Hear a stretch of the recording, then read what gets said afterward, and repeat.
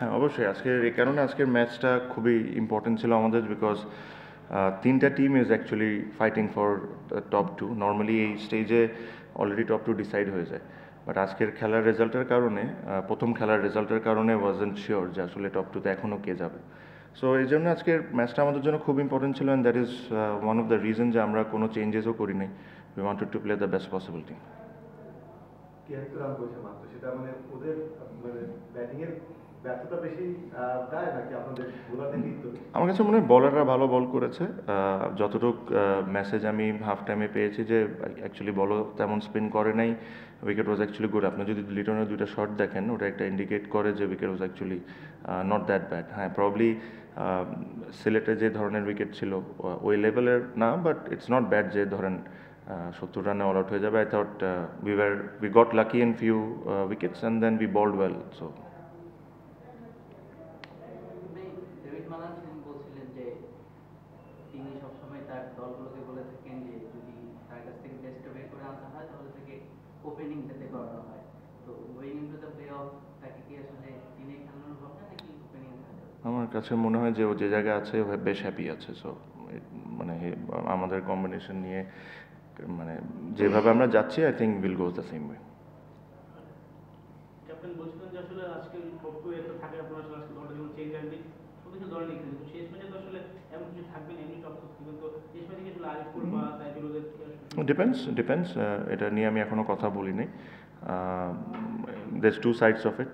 একটা হলো do you really want to make a changes just before the semifinal, এটাও হতে পারে। And there if there is Nicholls, কারো যদি হালকা পাতলা লেগে থাকে ওই ক্ষেত্রে হয়তো বা এক দুজন চেঞ্জ করলে করতে পারি, বাট এটা নিয়ে আমরা এখনও ডিসাইড করিনি কিছু। আপনি তো বিপিএল এর 11টা আসরের সবগুলোতেই খেলেছেন, তো এইবার বিপিএলটা শুরুর আগে যে ব্র্যান্ডিংটা করছিল যে অন্যরকম বিপিএল, আপনার চোখে এবার অন্যরকম কি লাগছে? পুরনো যত সমস্যা ছিল সেগুলো আরো প্রকট হচ্ছে, আপনার কাছে কেমন? এই কোয়েশ্চেনের আনসার আমি দিয়েছি একবার এর আগের প্রেস কনফারেন্সে। এই কোশ্চেন আবি আজকে রংপুরের সঙ্গে আপনাদের প্লে অফ ম্যাচে দেখা হবে। রংপুর অনেক বড় বড় নাম আজকে বলে গিয়েছে প্রেস কনফারেন্সে, তো আপনাদের টিমে ও কে কে আসছে? Tim David Warner. আচ্ছা, মানে এটা কি অফিসিয়ালি বলেছে?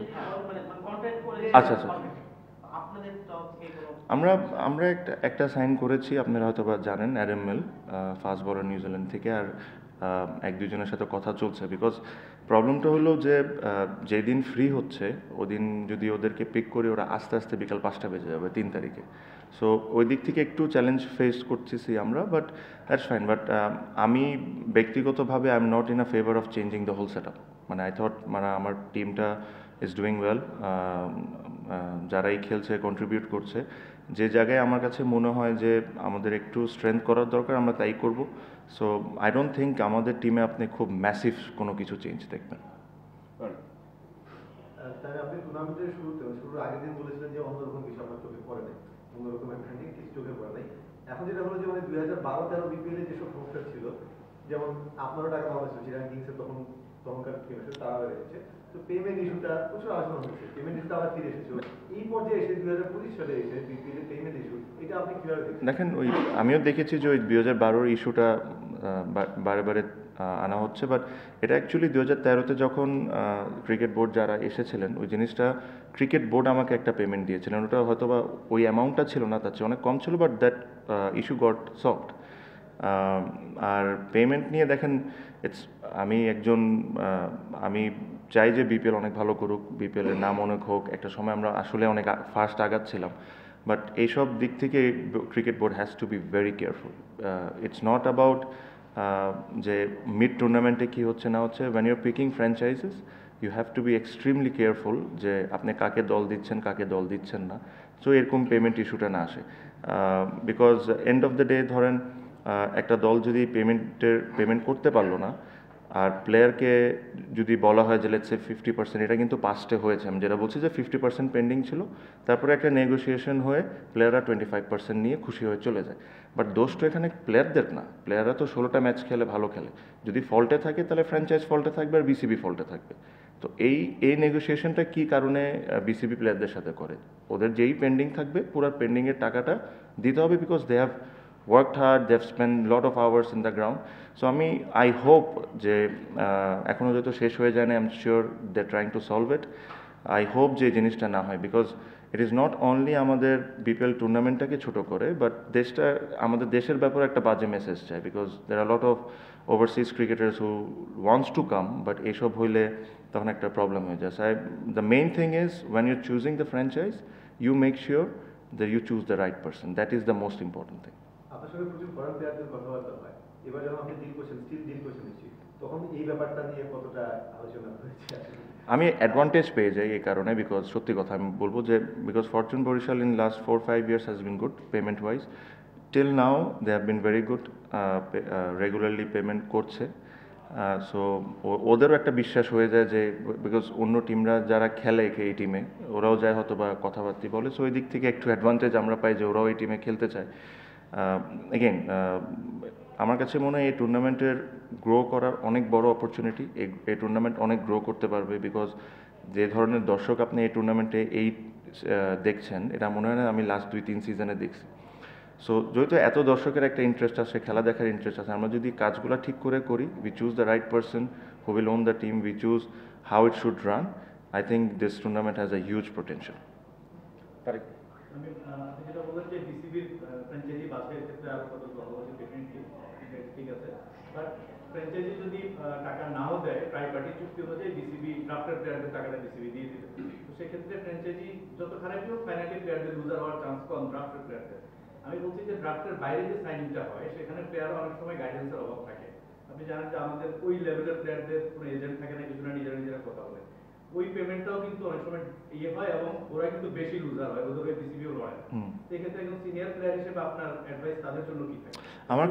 আমার কাছে মনে হয় যে what ever the amount outside of draft কেউ যদি সাইন করে, লেটসে আমি একজন ডাইরেক্ট সাইন্ড প্লেয়ার, এটারও যদি একটা কন্ট্রাক্ট থাকে, যে কন্ট্রাক্টটা আমি একটা নিজের কাছে রাখবো, একটা বিসিবিকে দিব, একটা ফ্র্যাঞ্চাইজির কাছে থাকবে, so at least BCB is aware that how much I am being paid. এই জিনিসটা যদি করা হয় তাহলে আমার কাছে মনে হয় ইস্যুসগুলো হবে না. আমি যেটা বললাম তার একবে যে আসলে এই টুর্নামেন্টের huge potential, we just not doing the right things. Shahanaz, তো এই টুর্নামেন্টের বিষয়ে যেহেতু কথা হচ্ছে, বিপিএলতে এমন একটা টাইম হচ্ছে যেখানে আরো 3টা ফ্র্যাঞ্চাইজ টুর্নামেন্ট হচ্ছে, তো যার কারণে হয়তো বা ফরেন প্লেয়ারদের পুলটা একটু কমে আসছে. আপনার কি মনে হয় যে লাইক বিগ ব্যাশ, যেখানে তারা 2টা ফরেন প্লেয়ারের কোটা রেখেছে, এরকম কিছু করলে ভালো হয়? ওর মেবি বিপিএলটা যদি অন্য কোনো সময় করা হয় যেখানে কম ফ্র্যাঞ্চাইজ টুর্নামেন্ট হচ্ছে, সেটা বেটার? আমার কাছে মনে হয় যে বিপিএলের একটা প্রথমে যেটা, if I am not wrong, প্রথমে যেটা শিডিউল ছিল ইট ওয়াজ অক্টোবর নভেম্বরের দিকে, if I am not wrong. I thought that was a better time to do it, because আপনি যদি চিন্তা করে দেখেন অক্টোবর নভেম্বরের দিকে you won't clash with SA T20, you won't clash with IL T20, so দুইটা মেজর টুর্নামেন্টের সাথে কিন্তু আপনি ক্ল্যাশ করবেন না. সো যদি এই দুইটা টুর্নামেন্টের সাথে আপনি ক্ল্যাশ না করেন তাহলে আপনি ইউল গেট মাচ বেটার প্লেয়ার্স এটার জন্য. সো আই থট একটাবার এটা শিডিউল চেঞ্জ করা হয়েছিল বিকজ মেবি কোনো বিসিবির বাংলাদেশ টিমের কোনো খেলা ছিল, but we should always go back to that month, because ওই দুইটা মান্থে খুব বেশি খেলা থাকে না.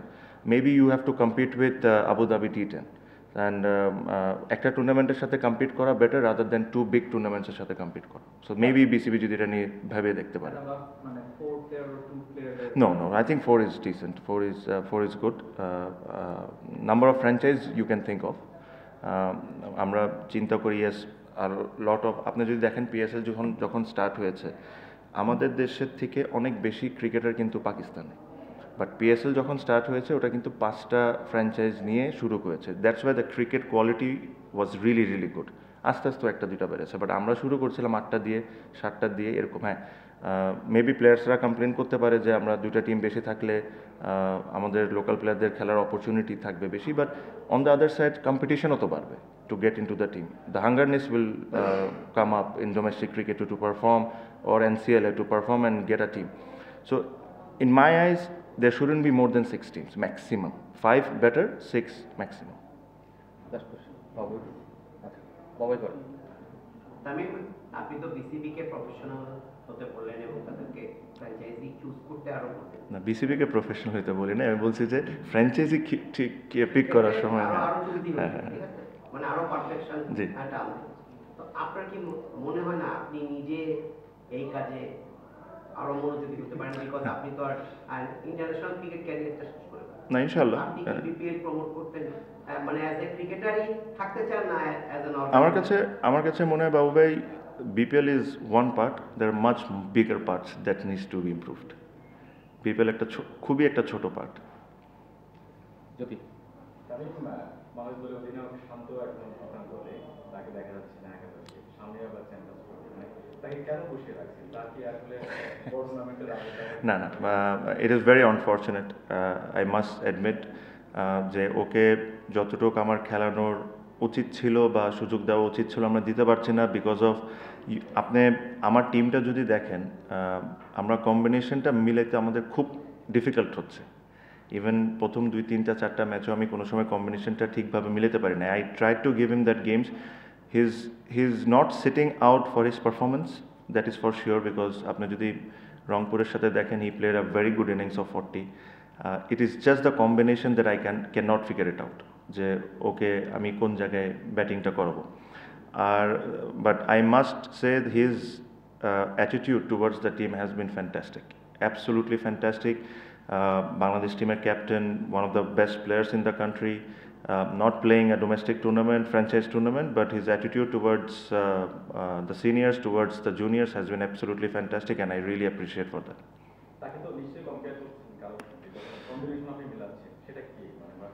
দেখেন একটা জিনিস দেখেন, দ্য লেফটি রাইটিও একটা ইস্যু হয়ে দাঁড়ায়। আপনার I don't want 3 lefties coming all together, that is also an issue. So অনেক কিছু রিজন আছে, I don't think I need to answer all of those things here, but as I said his attitude towards the team has been fantastic. I don't need to answer everything here. Thank you. Thank you ভাই, thank you.